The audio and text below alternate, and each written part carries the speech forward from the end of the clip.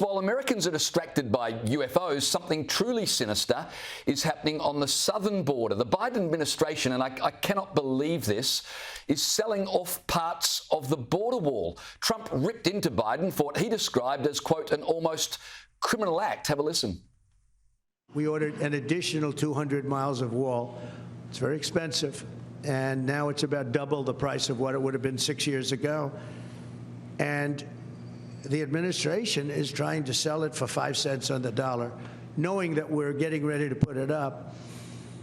And what they're doing is really an act. It's almost a criminal act.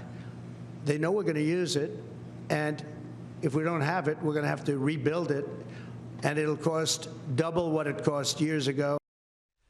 Beyond a criminal act, it seems treasonous to me, Sean. And in addition, didn't the Biden administration promise a smooth transition? This seems to be an effort to disrupt Trump's agenda, one that people voted overwhelmingly for. They want the southern border secured.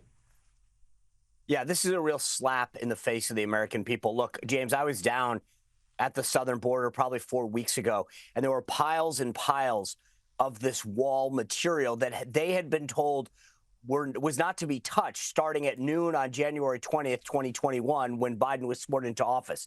It has sat there.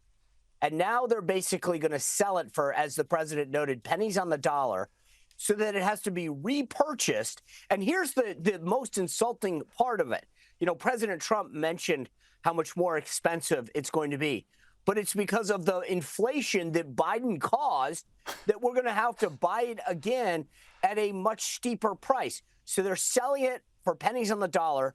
We're going to repay for it as taxpayers at a much higher cost because of the very policies that Kamala Harris and Joe Biden lost the election over. I mean, this is really adding insult to injury for so many Americans. Never mind the policy itself that they have allowed to, perpetrate our nation and allow this southern border to remain wide open. But now on the way out the door, to be selling it off the way that they are is just unfathomable.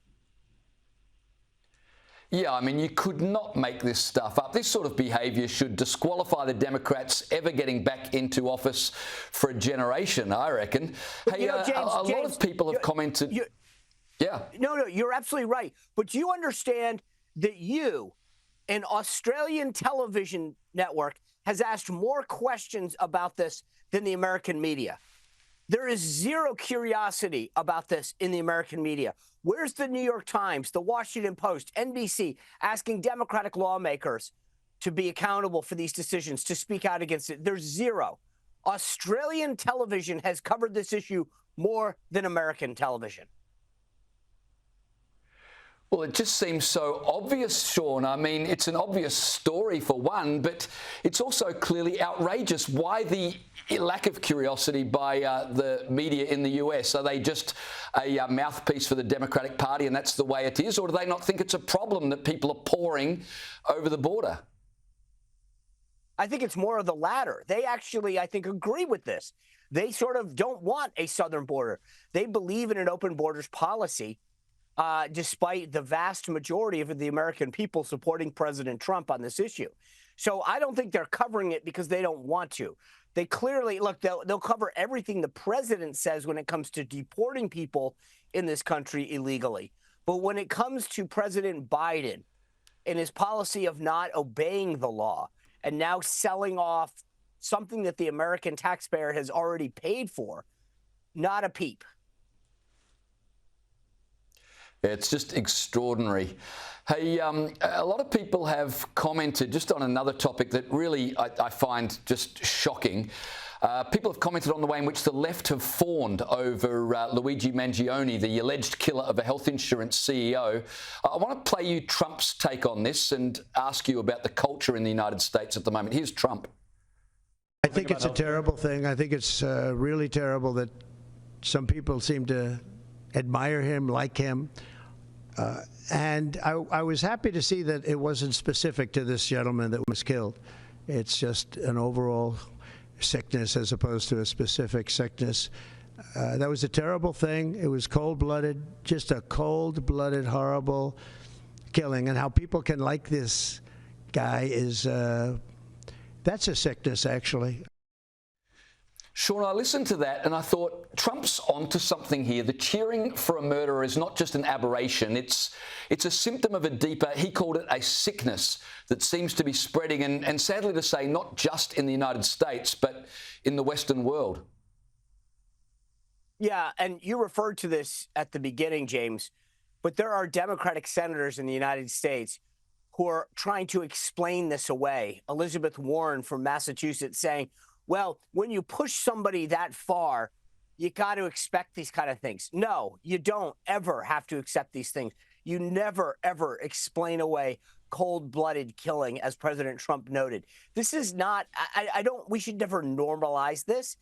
The idea that this man shot a husband, a father, a fellow human being in cold blood on the streets of Midtown Manhattan is not something we should be explaining away or admiring or attempting to idolize. It's disgusting what the left is doing, and it explains a lot about who they are at their core.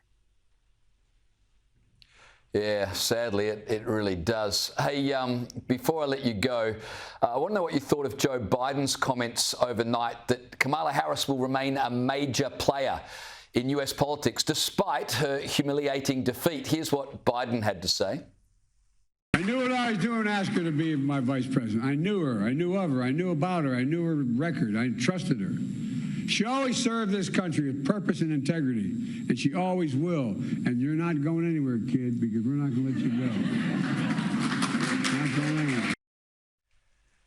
Seriously, is the Democratic cupboard really that bare, Sean, that Kamala Harris could she possibly run again in 2028? Surely not. Well, as a Republican, I'm cheering her on. I'd love to see her make another comeback at it between 2019 and this time around. Listen, I'd love her back on the stage. But honestly, that says a lot about the state of the Democratic Party if she's going to be their standard bearer. Look, she failed fundamentally with key constituencies within the Democratic Party. She spent billions of dollars and is in debt. It was unbelievable. She bought friends. She paid Beyonce and these other folks to come out and support her. This literally is laughable. And the idea that you are not, as a Democrat, embarrassed about the campaign that she ran, the money that she wasted, says a lot about the Democratic Party today.